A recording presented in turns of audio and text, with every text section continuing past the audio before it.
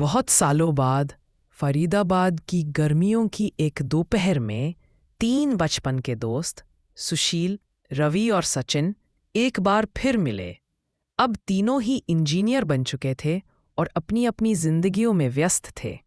सभी शादीशुदा, जिम्मेदारियों में उलझे हुए। लेकिन जब तीनों एक ही शहर में थे तो तय हुआ कि एक रात सिर्फ अपनी यारी के नाम की जाए, बिना बीवी बच्चों, मोबाइल और ऑफिस कॉल्स के।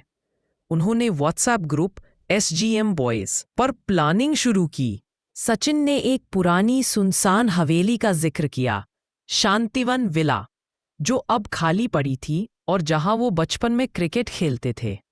तीनों तैयार हो गए, थोड़ी मस्ती, थोड़ी नॉस्टैल्जिया और थोड़ा थ्रिल सोचकर।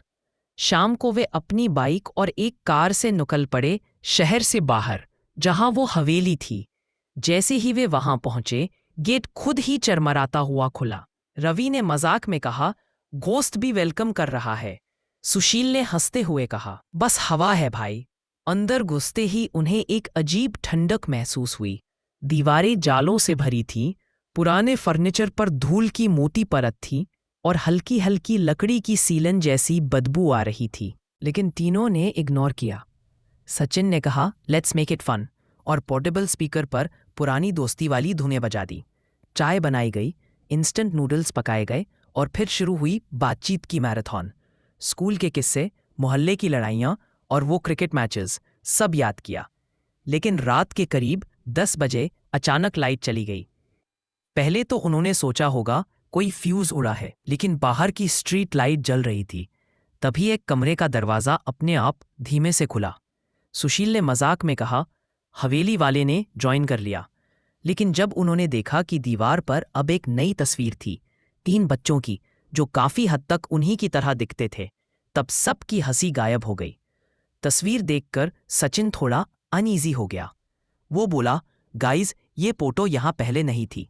तभी स्पीकर से आवाज आने लगी, लेकिन अब कोई गाना नहीं, बल्कि कोई अजीब सी डिस्टॉर्टेड फीमेल वॉइस, जो बार बार कह रही थी, वापस जाओ, ये तुम्हारी जगह नहीं है। रवि ने घबराकर स्पीकर बंद किया, पर आवाज फिर भी आती रही, अब दीवार से।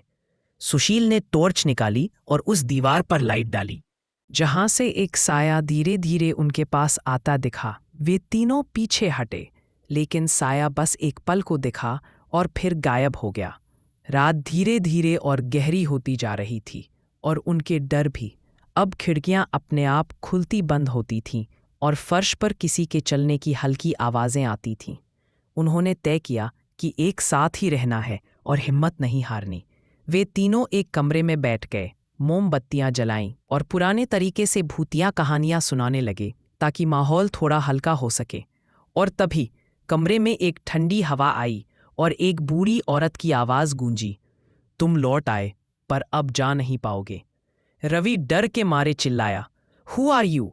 लेकिन जवाब सिर्फ एक ठंडी सांस और फर्श पर गिरता एक गुलाब था। तब सचिन को याद आया, उनकी कॉलोनी में एक बूढ़ी औरत रहती थी जो बच्चों को कहानी सुनाती थी, और उन्होंने सुना था कि उसी घर में वो आखिरी बार देखी गई थी, फिर गायब हो गई। सुशील बोला, शायद वो हमें हार्म नहीं करना चाहती, शायद वो कुछ कहना चाहती है। तीनों ने कमरे में फिर से ध्यान लगाया और आवाज़ फिर आई, मैं नहीं डराती, मैं बचाती हूँ। तुम्हारे बीच जो दरार है उसे जोड़ दो, वरना असली डर अब आएगा। ये सुनकर तीनों हैरान रह गए, क्योंकि हकीकत में पिछले कुछ सालों से तीनों के बीच दूरियां थीं, गलतफहमियां, ईगो और बिछड़ने का डर। सुशील ने पहली बार सच कहा, मैंने कभी तुम दोनों को इंटेंशनली इग्नोर नहीं किया। रवि ने कहा, मैंने भी कई बार मैसेज टाइप करके भेजा ही नहीं।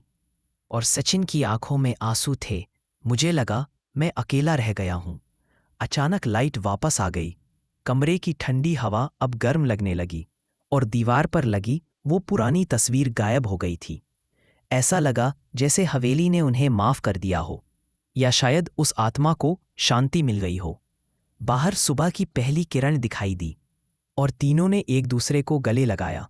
सुशील बोला, शायद ये सबसे डरावनी और सबसे ब्यूटीफुल रात थी।